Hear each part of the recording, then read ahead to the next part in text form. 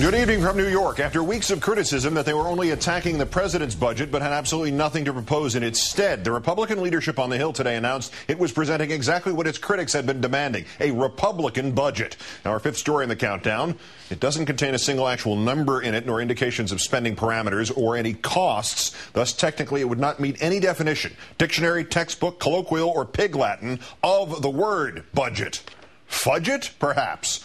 But though the Republicans have today offered a plan with no plan in it, don't worry, RNC Chairman Michael Steele reveals today he had a plan, a super secret double reverse fake plan, in which it would appear that he and boss Limbaugh were feuding. First, the Republican fudge it. The GOP leadership of the House eagerly releasing what he had hoped looked like an alternative to the president's one, even giving it an official-looking blue cover. All an attempt to counter Mr. Obama's challenge that they needed to back up their criticism with actual ideas. 2 nights ago, the president said, "We haven't seen a budget yet out of Republicans." Well, it's just not true, because here it is, Mr. President. A slight problem for the minority leader. The first question he got out of the gate, excuse me, where are the details? Details on what? Yeah, there's no detail up there. This is the blueprint for where we're going. Are you asking about some other document? No, that document, the one with the pretty blue cover and nothing in between the front page and the last. Where's the actual budget in your budget, sir?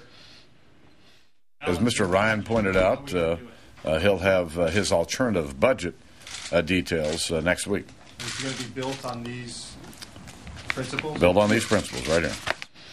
Republican leader Boehner claiming that President Obama had done the exact same thing by talking about his administration's principles in his joint address to Congress, the first-year equivalent of the State of the Union, and presenting his budget details later.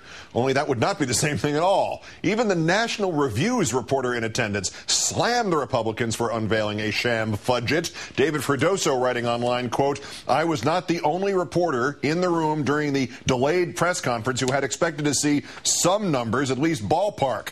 At the White House, Press Secretary Robert Gibbs marveling at the Republican fudget, all 19 pages of it. I will note that there's one more picture of a windmill than there is of a chart of numbers. There's, just for your knowledge, there's exactly one picture of a windmill. It's interesting to have a budget that doesn't contain any numbers. I think the party of no has become the party of no new ideas. It's the Don Quixote fudget. It has a windmill. Time now to call in Chris Cillizza, Washington Post White House reporter and author of that paper's political blog, The Fix. Chris, good evening. Good evening, Keith. When the Republicans have ticked off even the reporter from the National Review at the news conference, is it time for somebody there to admit they may have a problem with this? This is a classic political example, Keith, of putting the cart before the horse. I think there was such a concern, rightly so, that the party of no label was catching on. That's always the concern for the minority of party in Congress, especially when you don't control the White House, that you're simply cast as the opposition, and people like to rally behind ideas, not simply behind, no, we don't want to do this, but we're not going to offer anything else. So I think there was some consternation, maybe a little bit too much quick movement to try and say, here's our plan. I think Paul Ryan, who is supposed to be the guy was from Wisconsin who's going to lead the Republican alternative budget, he's a serious person. He's someone who has talked about running statewide. I think he may be a little ill-served here by some of his leadership because they put him out there without a plan really to talk about. And we all know when it comes to the budget or, frankly, anything else in government, the devil is in the details. Anyone can put out a blueprint, but figuring out how it all adds up to something is the tough part. And it adds up to 19 pages in which it calls for lower spending and lower taxes and the end of bailouts and bringing the national debt under control. And yet, even though there are no specifics and no ways of that to be achieved, it seemed as if Mr. Boehner was shocked and actually annoyed when reporters, began to ask for details. I mean, did the Republicans honestly believe they could turn in the math homework without any numbers in it? I mean, that the teacher was going to say, "Ooh, nice folder." Well,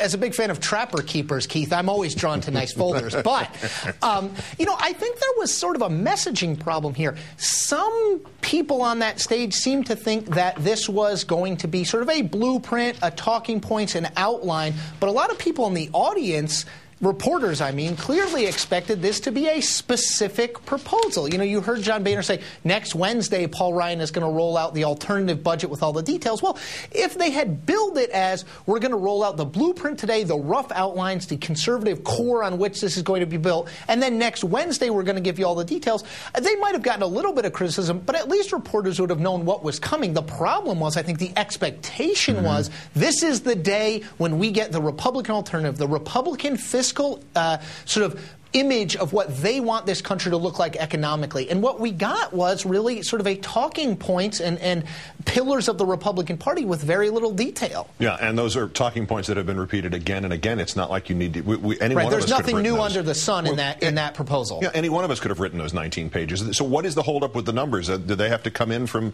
Boss Limbaugh's office, or is there some some realization that there's no way to pay for everything in the manifesto without doing exactly what Obama has done, or what's the holdup? Keith, I don't know, and so I'm going to give them the benefit of the doubt that this was a public relations screw-up and not an issue that they don't have the numbers.